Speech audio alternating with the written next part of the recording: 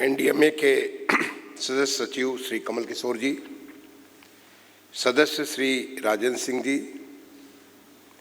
Lieutenant general Syed अता हसनैन जी, हमारे Uttar Pradesh SDMA के उपाध्यक्ष जनरल शाही साहब, प्रमुख सचिव सुधीर गर्ग जी, संयुक्त सचिव policy and plan NDMA Kunal Satyarthi ji और हमारे रिलीफ कमिश्नर प्रभु नारायण सिंह जी।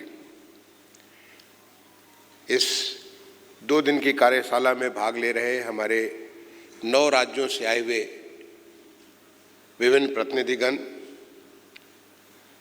तमाम सारे एनजीओस या एकेडमिक ऑर्गेनाइजेशन से आए हुए सदस्यगण, सम्मानित देवियों एवं सज्जनों, सबसे पहले तो मैं धन्यवाद देना चाहूँगा एनडीएमए को कि उनके सौजन्य से ये लगभग 2 दिन की कार्यशाला, जिसमें 9 राज्य उपस्थित हुए और वो 9 राज्यों के विभिन्न प्रकार के अनुभवों को लेकर के यहाँ पे उपस्थित हुए, उसको सबसे एक दूसरे से चर्चा करके, एक दूसरे से साझा करके एक नया विमर्श उन्होंने खड़ा किया कि आप ये भी एक नई संभावना है किसी भी आपदा से निपटने के लिए, चाहे उसके लिए प्रिकॉशन के लिए कि आप क्या कर सकते हैं, अगर आपदा आ ही जाती तो उसको आप कैसे हैंडल करेंगे, कैसे रिहेबिलिटेट करेंगे, उसके बारे में एक बहुत अच्छा विमर्श जो मुझे फीडबैक प्रभु नारायण ने मुझे रास्ते में आते समय दिया, तो काफ़ी अच्छा कुछ निष्कर्ष यहाँ पे निकला।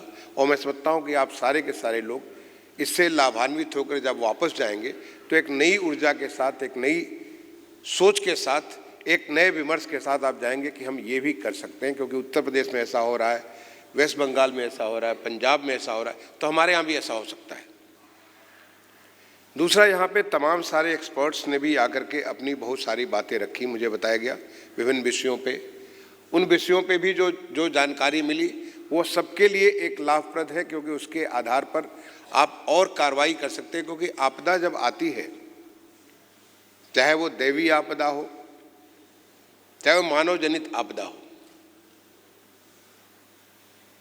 कोई भी आपदा आती है तो आपदा के बाद तमाम सारे परिवारों को, चाहे जनहानि हो या क्षति हो उसके संपदा में, उसके जो प्रॉपर्टीज में जो भी होती है, उससे उसका पूरा का पूरा लाइफ एक स्थिर हो जाता है।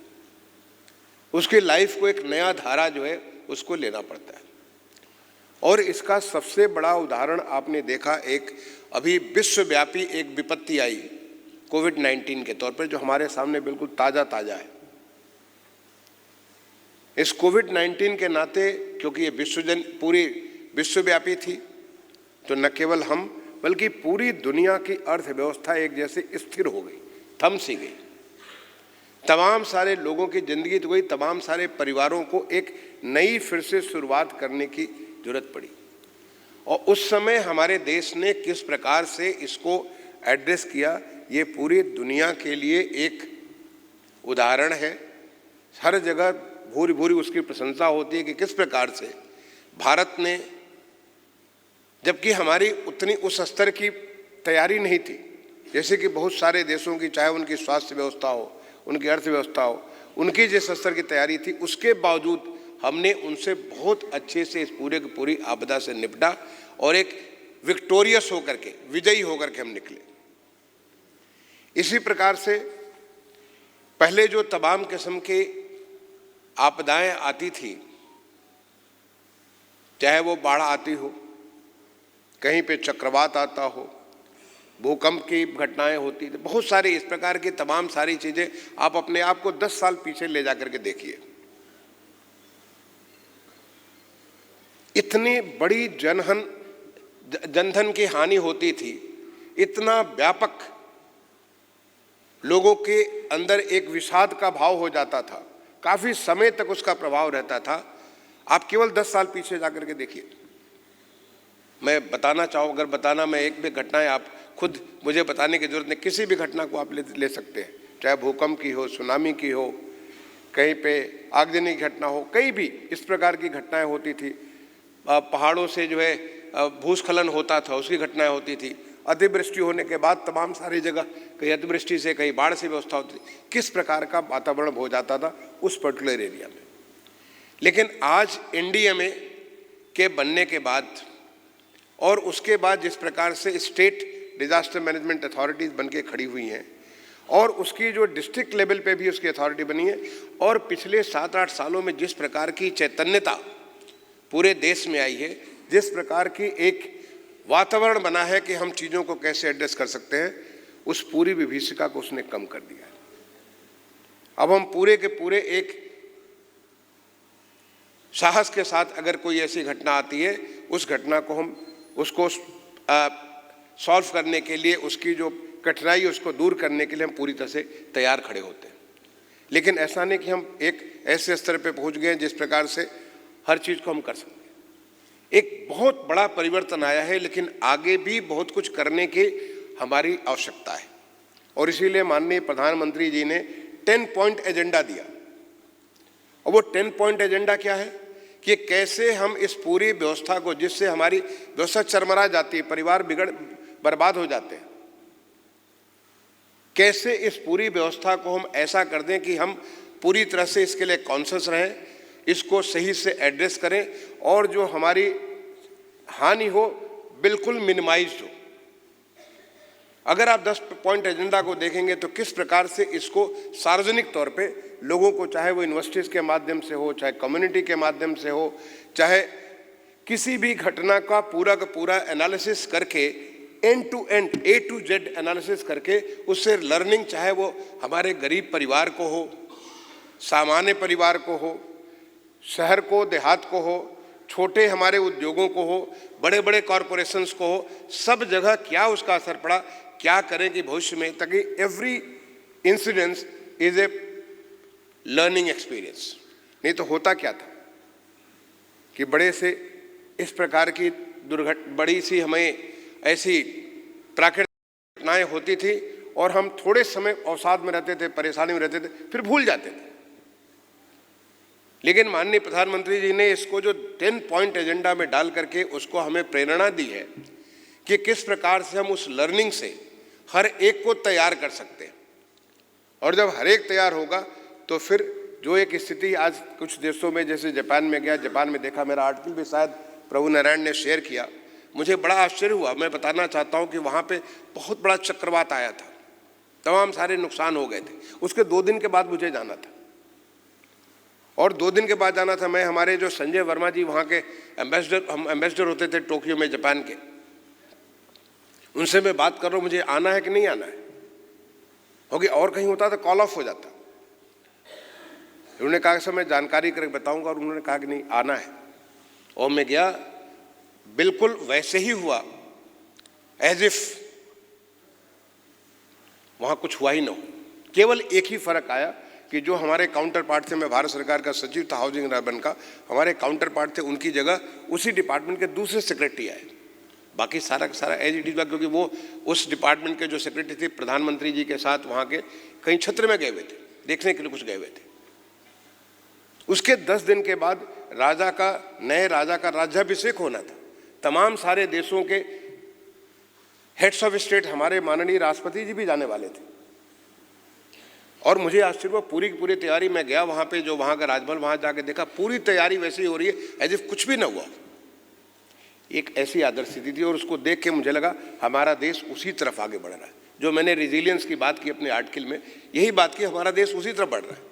जिस दिन हम सारे के सारे लोग इस बात से पूरी की तरह, आपको मुझे प्रभु नारायण ने बताया कि मेरा आर्टिकल उन्होंने शेयर किया, ये आर्टिकल में वहाँ से आने के तुरंत बाद लिखा था जापान से आने पर, मैं इतना मोटिवेटेड फील किया। और सबसे ज़्यादा मोटिवेशन मुझे कहाँ लगा, जब मुझे वहाँ पे, क्योंकि वो तो हमारा गवर्नमेंट टू गवर्नमेंट, वो हमारे अलग से जो भारत सरकार के जानते होंगे, उस प्रकार की हमारी बात थी। 4-5 दिन का हमारा टूर था। जब टूर के दौरान जब मैं, तो जानकारी मिली कि Tokyo city was completely bombarded, it was a carpet bombing हुई थी वहाँ पे। इतने सारे लोगों का नुकसान हुआ था, कहाँ पे, अगर 1-2 4 नहीं, लाखों लोगों की लाइफ चली गई थी। और वहाँ से जब मैं टोक्यो टावर पे चढ़ा और वहाँ की फिल्म देखी तो मुझे लगा क्या कमाल है। एक प्राइवेट आदमी ने, द पर्सन को, उसका नाम भी मैंने अपने आर्टिकल में लिखा है, उसने तय किया कि हम लोगों के 100 सांस से निकालेंगे और उसने टोक्यो टावर बनाया। Tokyo Tower was to take people out of this distress, जहां हर परिवार से लोग मर चुके हैं, वहां पे उससे बाहर निकालने के लिए उन्होंने किया। और नतीजन टोक्यो टावर तो बना ही, जो कि आज जो जाता है सो देखता ही देखता है पूरी अर्थव्यवस्था, क्योंकि वहाँ के साइंटिस्ट, वहाँ के इंजीनियर्स, वहाँ के टेक्नोलॉजी, वहाँ का स्टील, वहाँ का जो इतनी सारी चीज़ें जब लग गई लोग भूल गए। और नतीजन टोक्यो टावर तो बना ही बना, उस देश में एक नया कॉन्फिडेंस जगा कि 20 साल के बाद 1964 में उन्होंने ओलंपिक भी वहाँ पर होस्ट किया। मुझे अपना देश उसी तरह बढ़ता हुआ नजर आ रहा है। देश में इस प्रकार की जो कॉन्फिडेंस हो रहा है वो उसी प्रकार का नजर आ रहा है। लेकिन उसको वहां तक पहुंचने के लिए हमें जन जन तक पहुंचाने की बात है। आपने बात की आपदा मित्र की बात की, मैंने देखा बिहार में कुछ अलग किस्म की किया गया, राजस्थान में कुछ और किया गया। हमें लोगों तक पहुंच करके हर आदमी जब इस बात के लिए वाकिफ हो जाए, सबसे ज्यादा लॉस ऑफ लाइफ कहाँ होती है?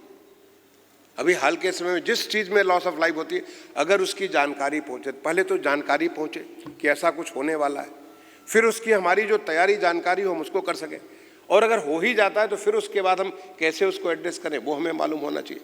ये हो सकता है और ऐसा हमारे राज्य कर रहे हैं। डिस्ट्रिक्ट जो डिजास्टर मैनेजमेंट अथॉरिटीज़ हैं वो हमारी उसको कर रही हैं। आज हमारे कोर्सेज हैं, माने हमारे जो करिकुलम है, उस करिकुलम में भी उसको जोड़ने का प्रयास हो रहा है और कई सारी चीज़ें हमारे करिकुलम में आ चुकी हैं। आज हमारे उत्तर प्रदेश में जब कोविड आया तो करीब 30 लाख लोग आए थे। इतने सारे मजदूर पूरे देश भर से, सबसे ज़्यादा कहाँ आए थे? उत्तर प्रदेश में आए थे। लेकिन ये इसकी ताकत है एनडीएमए के, मतलब जो एनडीएमए कहते हैं, जो पूरा डिजास्टर के बारे में जो माननीय प्रधानमंत्री जी ने जो माहौल बना रखा, उसकी ताकत है, जिसकी वजह से उसने लोगों भी के बावजूद भी उनको मैनेज ही नहीं किया अच्छे से, उनका ट्रांसपोर्ट, उनका खाना पीना नहीं, बल्कि उनको काम में भी लगाया। उनको इस बात का भी एहसास हो कि वो कुछ उत्तर प्रदेश को दे के जा रहे हैं।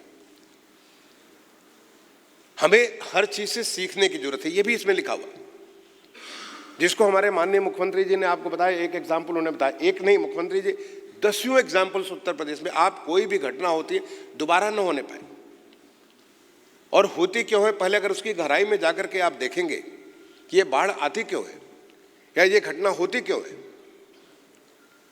यहाँ से इस पर्टिकुलर इलाके में जो हमारी जो लाइटनिंग होती है, लाइटनिंग से डेथ ज़्यादा क्यों होता है, ऐसे क्या एलिमेंट्स है इसको, कैन वी करेक्ट दैट? अगर आप इसको, क्योंकि आज के डेट में हमारे पास टेक्नोलॉजी है, हमारे पास टेक्नोलॉजिकल टूल्स हैं जिसको हम सही चीज़ों को अच्छे से अध्ययन कर सकते हैं, समझ सकते हैं। हम ऐसे हीट मैप्स बना सकते हैं कि इस जगह पे इस प्रकार की घटना बहुत ज़्यादा हो रही है, या यहाँ पे इस प्रकार की स्किल की रिक्वायरमेंट होगी, इस प्रकार के ऐसे करेंगे तो ये घटना नहीं हो सकती है। ये बहुत सारी चीज़ें, now the technology is our foot major, हमारा बहुत बड़ा स्ट्रेंथ बन गई है। तो कैन वी डू दैट? ये चीज़ की ताकि दोबारा ना होने पाए, उसके लिए हम वो क्या क्या मेजर्स हैं करें, और उसको टाइम बाउंड मैनर, क्योंकि ये एक आपदा है, इसके लिए टाइम बाउंड मैनर में इसको काम करें। इसके लिए अभी उत्तर प्रदेश में आपको बताया होगा, मैं समझता हूँ प्रभु ने जरूर बताया होगा, अभी हम लोग 5 डॉपलर रडार्स हम लोग लेने जा रहे हैं, वेदर डॉपलर रडार्स लेने जा रहे हैं, जिससे कि हम पूरे प्रदेश को, कहीं भी हमारा डार्क एरिया न, पूरे प्रदेश की जानकारी, एक तो भारत सरकार के डॉपलर रडार से बहुत सारे हमारे डार्क एरियाज हैं जहाँ पे हम नहीं देख पा रहे, तो हमारी आई जो टेक्नोलॉजी के माध्यम से हर एक उत्तर प्रदेश की धरती का हर एक जगह को हम लोग देख सकते हैं। हर एक तहसील में हम जो ऑटोमेटिक वेदर स्टेशन हम बना रहे हैं, इट्स ऑल टेक्नोलॉजी। अभी इसको लेकर के जो हमारा जो आईएमडी है, आईएमडी में मैंने अपनी टीम को ले जाकर के हमारे सारे लोगों के साथ पूरे दिन भर हमने इसको डिस्कस किया और उनसे सीखने की कोशिश की कि कैसे जो आज भी जो छोटी मोटी बातें, उन चीज़ों को कैसे हम एड्रेस कर सकते हैं। क्योंकि आखिरकार राज्य जो है अपने नागरिकों को ऐसी सुविधा देना चाहता है जिससे कि वो जो क्षमता है उसके हिसाब से कर सके और उनके किसी प्रकार की कठिनाई ना आने पर उसको करने। तो हम उसको जो ऑल वेदर स्टेशन, हर एक तहसील, हमारे जो करीब 350 के आसपास तहसीलें हैं, हर तहसील में लगाएंगे। हर एक ब्लॉक में हम automatic rain gauge, not the normal rain gauge जो कि एक आप जो केवल पानी इकट्ठा करते हैं, ऑटोमेटिक रेन गेज की सारी इन्फॉर्मेशन हमारे पास इकट्ठा होती रहेगी। वही नहीं, बल्कि हर शहर में भी, क्योंकि हम जब बात करते हैं तो तहसीलों की तो बात करते हैं, ब्लॉक की बात करते हैं। शहर हमारे इतने बड़े होंगे, लखनऊ बड़ा हो गया, कानपुर बड़ा हो गया, गाजियाबाद बड़ा हो गया, सारे शहर, गोरखपुर, इतने बड़े शहर हमारे होते जा रहे हैं। वहाँ पे भी हम ऑटोमेटिक रेन गेज लगाएंगे, जिससे कि हम पूरा एक साथ जानकारी कर सकें। आज हमारी ताकत डाटा है। अगर एक बात हमें डाटा जो ऑटोमेटिकली ऑनलाइन डाटा, हमें रियल टाइम डाटा अगर हमें मिलना चालू हो तो हम इसके ऊपर निर्णय ले सकते हैं, सोच सकते हैं कि आगे हमें क्या करना है। अगर हमारा डाटा बहुत पुराना है, 6 महीना पुराना है, साल भर पुराना है, उसका कोई महत्व नहीं। And today with the age of technology, आज जो हमारे पास जिस प्रकार की ताकत हो गई है, उस चीज़ से हम ये सारी चीज़ करना संभव हो चुका है, ये हम इसको कर सकते हैं। तो मुझे ऐसा लगता है कि जो इस प्रकार से जो ये जो चर्चा होती है, रीजनल लेवल पे चर्चा होती है, इससे बहुत कुछ फ़ायदा हो सकता है। मैं तो एनडीएमए के कौशल किशोर जी से रिक्वेस्ट करूंगा कि आप एक शेयरिंग प्लेटफॉर्म तैयार करिए, टेक्नोलॉजी प्लेटफॉर्म तैयार करिए, और उस पर हर एक कोई अपना केस स्टडी, अपने लर्निंग, अपनी जो जानकारी हो रही है, अगर कोई अच्छा काम बिहार में होता है उस पर वो शेयर करें, फोटोग्राफ के साथ, वीडियो के साथ, उसके छोटे से डिस्क्रिप्शन के साथ, कि उसको जो बिहार को जो लर्निंग हुई वो राजस्थान भी देखे, वेस्ट बंगाल भी देखे, पंजाब भी देखे, उत्तर प्रदेश के सारे। क्योंकि हमारे देश की जो सबसे बड़ी ताकत है, we have large area and the volume is such that हम अपने आप में लर्निंग करके हम बहुत कुछ, learning from every experience will keep on moving towards the most ideal situation, कि जहां हमारे लिए कितनी बड़ी घटना हो जाए, एक भी डेथ नहीं होगा, कोई नुकसान नहीं होगा। अभी आपको कौशल किशोर जी ने बात की रिगार्डिंग बिल्डिंग्स के बारे में, disaster resilient buildings. Yes, already जो है हमारा नेशनल बिल्डिंग कोड में, क्योंकि मैं अर्बन सेक्रेटरी रहा हूँ, मुझे सारी जानकारी है, ये सब सारी चीज़ें वहाँ से हम मॉडल गाइडलाइंस हम जारी किया करते थे। जो पूरे मॉडल बिल्डिंग बाई लॉ जारी करते थे, उसमें जो नेशनल बिल्डिंग कोड में ये सारी के सारी जो रिक्वायरमेंट्स हमारे हैं, उन सारे रिक्वायरमेंट्स को हमने अंगीकार किया हुआ है। और वही नहीं, आज हमारे देश में आपको जानकारी होगी, ग्लोबल हाउसिंग टेक्नोलॉजी चैलेंज के माध्यम से दुनिया की best technology which are disaster resilient, which are resource efficient, जिसमें से एक एग्जाम्पल हमारे शहर लखनऊ में भी, अगर आपके पास वक्त होगा आप जाकर देख के आइए, ऐसी टेक्नोलॉजी जो कि हर प्रकार के डिजास्टर से भी रेजिलिएंट है और साथ ही साथ क्लाइमेट रेजिलिएंट भी है, रिसोर्स एफिशिएंट भी है। ऐसी दुनिया की टेक्नोलॉजी आज हिंदुस्तान में बन रही है। ये चेन्नई में माननीय प्रधानमंत्री जी ने ऑलरेडी उद्घाटन कर दिया, हाल में राजकोट का उद्घाटन किया, मैं भी वहाँ पे मौजूद था। अभी इसके जो है लखनऊ हमारा लगभग बनकर के तैयार है, इंदौर में हमारी बन रही है, अगरतला में बन रही है, रांची में बन रही है। ये सारी के सारे आने वाले समय में नई टेक्नोलॉजीज नए रास्ते खोल रहे हैं। ये हमारे देश में नया चेंज हो रहा है। इसलिए मैं कहता हूँ कि जो मैंने वो आर्टिकल लिखा था 3 साल पहले, वो आर्टिकल लिखा था, वो आर्टिकल लिखने का मेरा पर्पस था कि मुझे जब वहाँ पर जब उन चीज़ों को देखा तो मुझे लगा हमारा देश उसी रास्ते पे बहुत तेज़ी से आगे बढ़ रहा है। और ये जो प्रकार के जो कन्वर्सेशंस या इस प्रकार के जो प्लेटफॉर्म्स होते हैं, जिससे हम एक दूसरे को मिल करके एक दूसरे से सीखते हैं, ये उसको और फर्दर रीइंफोर्स करते हैं। My request to all of you would be, yes you have come here, Lucknow बहुत खूबसूरत शहर है, अगर आप पास वक्त हो लखनऊ में देखिए। लखनऊ में बहुत सारा यहाँ का खाना भी बहुत मशहूर है, यहाँ के बहुत सारे शिल्प भी बहुत मशहूर है। आप अपने लिए भी और अपनी पत्नी के लिए भी या अपने पति के लिए भी, अपने बच्चों के लिए भी, यहाँ के चिकन के कपड़े, जो चिकन वर्क के कपड़े होते हैं, बहुत बढ़िया और बहुत अच्छे आपको यहाँ पे मिलेंगे। आप वो भी ले जा करके लेके जा सकते हैं। लेकिन साथ ही साथ जब आप यहाँ से जाएं, यहाँ के बहुत सारी अच्छी हमारे तो लखनऊ के कलेक्टर रहे हुए हैं, दिखने, यस प्रभु इज देयर, प्रभु यहाँ के कलेक्टर है, वो आपको बताएंगे कितने सारे टूरिस्ट प्लेसेस आप जाके देखेंगे, भूल भुलैया और इससे चीज़ें देखेंगे तो एक नई चीज़ दिखेगी आपको। तो आप वो सब तो देखें, लेकिन जो यहाँ का जो अनुभव है, यहाँ का जो अनुभव है, उसको कैसे आप ट्रांसलेट कर सकते हैं एक्शन में। How can you hold some small, जैसे मैंने एक बात तो कही कि शेयरिंग प्लेटफॉर्म अगर आप कमल किशोर जी बनाए और उससे बड़ा यूजफुल होगा, वैसे ही इस workshop should be followed with, जैसे कि जैन धर्म में होता है, एक होता है प्रण होता है, दूसरा होता है अनुप्रण होता है। इसी प्रकार से एक बड़ा वर्कशॉप के लेकर के एक क्या कहते हैं, एक छोटा उसका वर्कशॉप आप अपने यहाँ पे करें और यहाँ के लर्निंग को जब शेयर करेंगे अपने लोगों से जाकर के, कि देखेंगे ये चीज़ वहाँ पे यूपी ने ये किया, उन्होंने ये किया, हमने यहाँ से सीखा, तो then there will be more, this will multiplier effect. और अगर आप यहाँ से जाकर के इंतज़ार करेंगे कि मिनट्स यहाँ से आएँ और मिनट्स को फिर आप लोगों शेयर करें तो फिर उसका बहुत ज़्यादा असर नहीं पड़ेगा। ये भी अगर आप करें तो उसका बहुत फ़ायदा होगा।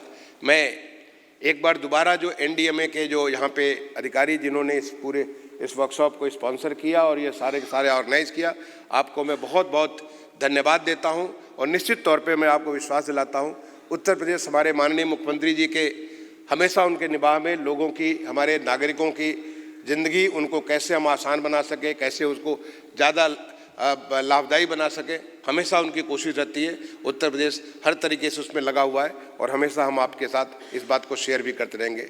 आप सबको मेरी बहुत बहुत शुभकामनाएं। धन्यवाद। जय हिंद।